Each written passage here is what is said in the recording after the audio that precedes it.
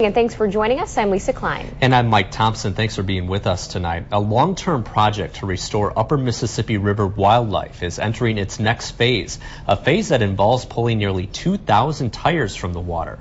News Channel 8's Kristen Elisario joins us live in the studio to tell us about the rehabilitation project.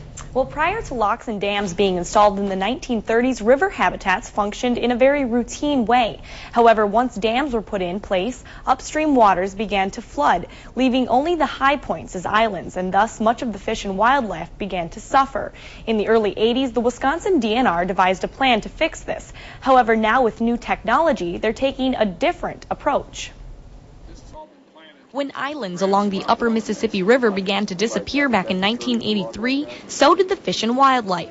A technique using tires to break up waves was common back then. So an 800-foot floating tire island was constructed and anchored in the water, hoping it would restore natural habitats. However, heavy storms caused it to lose hold and sink to the bottom of the river. Since then, the Environmental Management Program, along with new technology and equipment, has allowed for the construction of man-made islands that serve the same purpose. When you build an island, you're going to get terrestrial habitat associated with that island, the trees and the grass and so forth. So you're going to get habitat there. This map shows the long-term construction plan for the islands, which are depicted in yellow.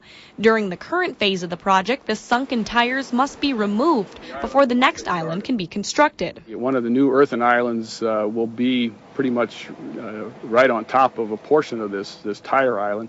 So we thought rather than try to move those and risk dislodging them and having tires spread all over the lower part of the pool, that if we're going to that effort, let's just load them into the barge and get them out of here.